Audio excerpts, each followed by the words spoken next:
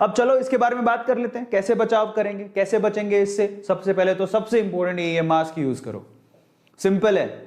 और मैं आपको थोड़ी देर पहले पता है एक बात बोल रहा था, मैं क्या कह रहा था, आगे आने वाले समय में कोई भी वायरस आए, मैं आपको एक तरीका बताता हूं, आप किसी भी वायरस से बच जाओगे। वायरस बाद में आएगा, पता नहीं कब आएगा, और वायरस की वैक्सीनेशन, वैक्सीन जो है उसको बचाने वाली वैक्सीन तो और भी बाद में आएगी।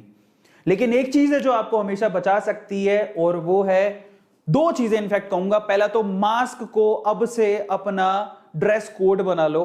अब जब भी बाहर निकलो मास्क पहन के निकलो, लोग चाहे कुछ भी कहें। ट्राई टू अंडरस्टैंड, मास्क के बिना बाहर मत निकलिए, और ये चीज आपको डायरेक्टली बचाएगी वायरस से।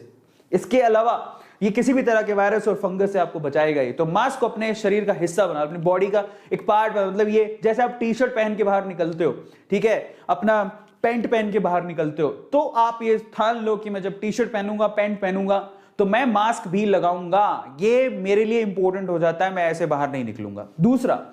दूसरा सबसे पहले तो जिनको प्लांटेशन बहुत पसंद है, जिनको प्लांटिंग बहुत पसंद है, जो घर पे प्लांट वगैरह लगाते रहते हैं, तो वो मिट्टी के साथ ज्यादा कांटेक्ट में रहते हैं।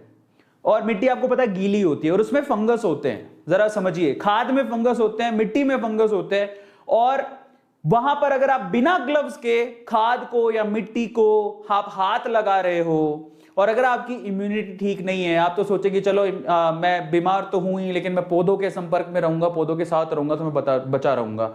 तो आपने प्लांटेशन शुरू कर दिया, लेकिन उसी से आपको ब्लैक फंगस हो गई, क्योंकि आपने यहां पर ग्लव्स का इस्तेमाल नहीं किया। समझिए, आपके चारों तरफ वायरसेस है, एक्टिव वायरसेस है, फंगसेस भी हैं।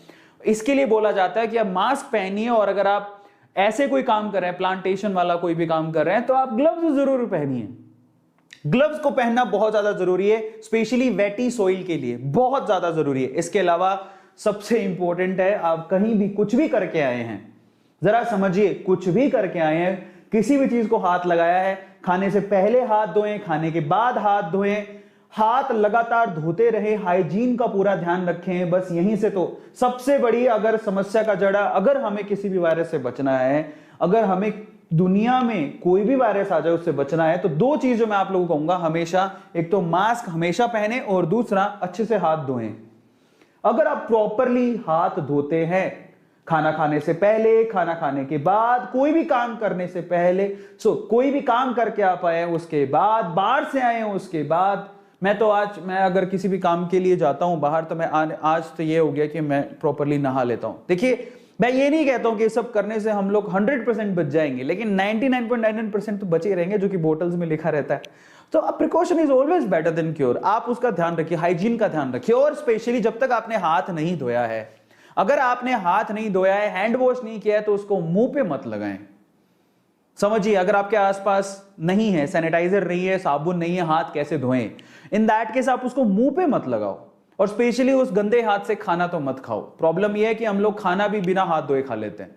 एक और समझ लिए समस्या कहां पर होती है।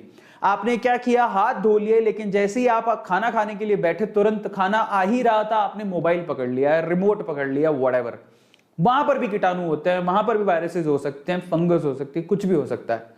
हालांकि ये फंगस वगैरह तो वैटी चीजों पर ज्यादा होती है, तो ऐसी पता नहीं वहां पर होगी कि नहीं होगी, बट वहां पर कीटाणु तो जरूर होंगे। तो इसलिए कहते हैं कि अगर आपने हाथ धो लिया तो सीधा खाना खाइए, बीच में कोई चीज मत उठाइए, बहुत ज्यादा जरूरी है। उठा लिया है तो फिर से हाथ धो के आइए, क्योंकि precaution is always better than cure.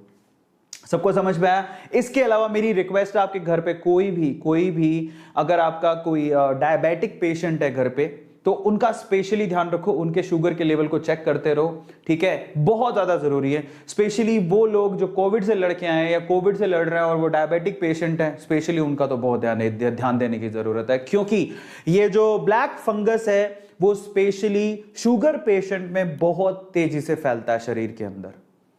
जो ब्लैक फंगस है, ध्यान से सुनिएगा, ब्लैक फंगस शुगर के मरीजों में, शुगर के पेशेंट्स में बहुत तेजी से फैलता है, बहुत तेजी से। उसको पता नहीं ऐसा क्या, एक समझो कि आप जैसे कोई चीज क्यों पनपती है, उसको खाद मिलती है, तो आप समझिए ब्लैक फंगस के लिए शुगर पेशेंट की जो शुगर लेवल है वो खाद की तरह काम करती है, और वो और तेजी से बढ़ने लगता है ना। और बहुत सीवियर कंडीशन से कई फोटो तो देखी भी नहीं जाएंगी।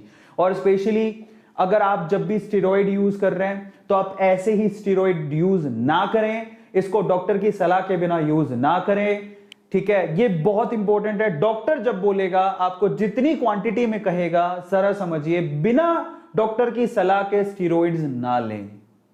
ऐसे ही केमिस्ट या किसी और के कहने से ना लें, डॉक्टर की सलाह जरूर ले लें। ठीक है, इन सब चीजों को ध्यान देने की जरूरत है। मेरी विनती है आप लोगों से। इसके अलावा अगर ब्लैक फंगी हो भी जाता है तो इसके लिए एक इंजेक्शन है जो कि मार्केट में है, इसका नाम है रेम्फो। This is amphotericin. So amphotericin एक इंजेक्शन है जो कि फंगी के लिए इस्तेमाल किया जा रहा है। और ये मैंने कहां से देखा है? एक डॉक्टर ने इसकी सलाह दी है। मैं डॉक्टर नहीं हूं, लेकिन जानकारी मैंने जुटाई है और वो जानकारी मैं आप लोगों को दे रहा हूं। ठीक है, फाइनली मैं आप लोगों से रिक्वेस्ट करता हूं, मैं लास्ट में जो मैंने आप लोगों को कहा था कि मैं एक ऐसी चीज बताऊंगा, हालांकि मैंने बता दी है, जो आपको फ्यूचर में किसी भी वायरस से बचाएगी, किसी भी फंगस, किसी भी वायरस से बचाएगी। तो वो दो चीजें हैं स्पेसिफिकली, और आप उसको गांठ बांध लीजिए। मेरी आपसे हाथ जोड़ के विनती है, एक तो नंबर 1 आप मास्क, ये इसको अपना ड्रेस कोड बना लीजिए। इसके बिना हम कहीं बाहर नहीं निकलेंगे, ये हमारा ड्रेस कोड में होना चाहिए। जैसे हम जीन्स पहनते हैं, जैसे हम शर्ट पहनते हैं, ठीक है, जैसे हम जीन्स शर्ट पहन के ही बाहर निकलते हैं, वैसे ही मेरी रिक्वेस्ट है, मास्क को अपना ड्रेस कोड बनाइए। या जो भी आप पहन के बाहर निकलते हैं, नीचे पतलून पहनते हैं, ऊपर टी शर्ट या शर्ट पहनते हैं, कुर्ता पहनते हैं, नीचे ऊपर पहनते हैं ना, ठीक है, तो बस जब आप नीचे और ऊपर पहनते हैं तो आप मुंह पे ये चीज जरूर पहने। ये आपका ड्रेस कोड होना चाहिए अगर आप आने वाले फ्यूचर में कभी भी किसी भी वायरस से बचना है तो। एंड नंबर 2 आप लोगों को कहूंगा कि hand wash is very much compulsory. इसको हाइजीन कहते हैं। अगर आप हाइजीन का ध्यान रखते हैं तो आप फ्यूचर में किसी भी वायरस से बच सकते हैं। हाइजीन, आपके हाथ गुनहगार हैं। आप जितने भी गुनाह करते हो वो हाथों से होते हैं, समझ रहे हो? हालांकि अच्छा काम करने जाते हो वो भी हाथों से होते हैं। प्लांटेशन इज नॉट अ गुनाह, आप कर रहे हो, लेकिन जब आपने कुछ भी किया, किसी भी चीज को छुआ, आप कुछ भी काम कर रहे हो हाथों से कर रहे हो, और एक्चुअल में वहीं से कीटाणु ज्यादातर आते हैं। आपके हाथ एक्चुअल में गुनाहगार हैं।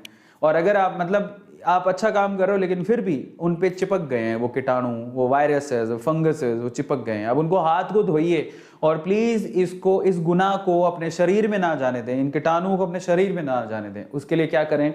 तुरंत कुछ भी काम करके आए प्लीज आप हैंड वॉश करिए, जाके हाथ को धोइए। अगर आप फ्यूचर में मास्क हमेशा लगाते हैं और हाथों को धोते हैं, साफ करते हैं और प्रॉपरली साफ करते हैं, ऐसे नहीं, देखो हाथ धोने के भी अलग अलग तरीके होते हैं। बच्चों को बोले बेटा हाथ धो के आओ, या फिर बोले कि जाओ हाथ धो के आओ, व्हाटएवर, तो तुरंत वो नल खोलेगा। देखो समस्या क्या होती है, नल खोला, उसने गुज गुज गुज ऐसे ही कर लिया, ऐसे ऐसे करके हो गया साफ। मतलब वो ज्यादातर क्या करते हैं, हाथ धोने में हथेली ऐसा कर लेते हैं और फिर नल बंद किया, आ गए। आपने यहां पर भी गलती कर दी। कैसे, जरा पूछिए। उस नल पे पहले भी किसी ने हाथ धोए होंगे, नल पे भी वायरसेस होंगे। आपने नल को खोला, ऐसे ही किया, आपने भी कुछ प्रॉपरली हाथ ही नहीं धोए। पहली बात तो जब हाथ धो रहे हैं तो 20 सेकंड तक प्रॉपरली ऐसे ऐसे करके साबुन लगा के हाथ धोएं, क्योंकि कीटाणु बाहर निकलेंगे सोप या साबुन के थ्रू। प्रॉपर तरीका होता है हाथ को धोने का, अच्छे से ऐसे ऐसे करके मसल के हाथ धोएं।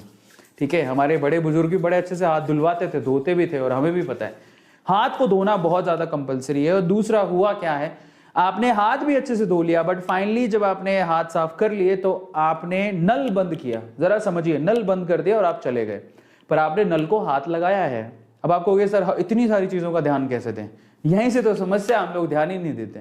आपने नल बंद किया, अब नल बंद किया तो जो 3 उंगलियों से आपने नल बंद किया या 2 उंगलियों से आपने नल बंद किया, उन उंगलियों पे भी वायरस हो सकता है, फंगस हो सकता है, कीटाणु हो सकते हैं। वहीं से आपने हाथ धो लिए, वहीं से आप उसी हाथों से आपने खाना खा लिया। इन दैट केस क्या करें, एक प्रॉपर तरीका और बताता हूं। जब आपने नल खोला, उंगलियों का इस्तेमाल तो करना पड़ेगा। ऐसा तो है नहीं कि आप कोहनियों से घुमाएंगे, अब इतना डर लग रहा है तो कोहनियों से घुमाएंगे, ऐसा नहीं करना है। आप देखिए समझदारी से काम लें। ह्यूमन के पास हर चीज के आंसर्स हैं, तो तरीका बताता हूं। सबसे पहले तो जब आप नल खोल रहे हैं, जिन उंगलियों से आप उंगलियां इस्तेमाल कर रहे हैं, दैट्स फाइन, आप अच्छे से धो लें, साफ कर लें, एकदम कर लिया। उसके बाद है ना, ये जो हाथ है, एक हाथ उल्टा वाला, उसमें थोड़ा सा पानी ले लें। मतलब नल बंद करने से पहले पानी ले लिया। आप देखो बड़े बुजुर्ग ऐसे अपना हाथ साफ करते थे, मैंने देखा है। तो पानी लिया, अब इन उंगलियों से जब आपने नल को घुमा लिया, बंद कर दिया उसको, अब जो पानी आपके हाथ में, उससे फिर से आपने जो बाकी 3 उंगलियां थी जिससे आपने नल बंद किया, उसको साफ कर लिया। एक बार तो सुरक्षा होगी। अब उसके बाद क्या करें, आपका कोई टॉवल होगा, एकदम सूखा टॉवल होगा, उससे आप हाथ भी तो पोंछोगे। तो अब टॉवल से, जो सूखा साफ टॉवल हो उससे आप हाथ पोंछिए, नहीं तो नैपकिन होता है उससे आप हाथ, स्पेशली वो 3 उंगलियां जो आपने नल पे लगाई है बंद करते टाइम, उसको जरूर, और कोशिश करें कि जिस हाथ से आप खाना खाते हैं उस हाथ से तो कम से कम नल को बंद ना करें। अगर आप सीधे मुंह से खाना खाते, सीधे हाथ से खाना खाते हैं तो आप उल्टे हाथ से एक्चुअली नल को बंद करें।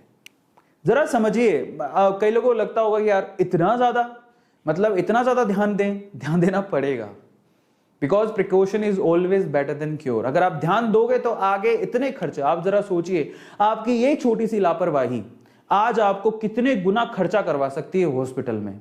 और आपको भी पता है कि आज छोटी भी कोई बीमारी होती है तो आप 5-10 हजार रुपए के नीचे नहीं, 5-10 हजार रुपए तो नॉर्मल चीज है अगर आप हॉस्पिटल चले गए तो 5-10 हजार रुपए बर्बाद कर रहे थे, इससे अपनी समझ लगा लीजिए 2 रुपए का साबुन ज्यादा एक्स्ट्रा लगेगा, या आपके 1 रुपए का या 50 पैसे का पानी ज्यादा एक्स्ट्रा लग रहा है, वो ज्यादा बेहतर है। तो आप लॉन्ग टर्म की सोचिए, ये मत सोचिए ओ माय गॉड क्या है ये हाइजीन, बट इन्हीं चीजों का ध्यान देके आप अपने आप को बचा सकते हैं। आई होप कि मेरी बात आपको समझ में आई होगी, मैं जो कहने की कोशिश कर रहा हूं वो भी आप लोगों को समझ में आया होगा। जिनको समझ में आया तो प्लीज आप एक बार चैट सेक्शन में जरूर लिखिएगा कि हाँ ये बात तो बहुत अच्छी थी और ये हमें समझने की जरूरत है। जाते जाते मैं आप लोगों से कहूंगा कि अगर आप लोगों ने अभी तक भी A2 मोटिवेशन को सब्सक्राइब नहीं किया तो चैनल को सब्सक्राइब जरूर कर लीजिएगा। हमें अलग अलग सोशल मीडिया प्लेटफॉर्म पे आप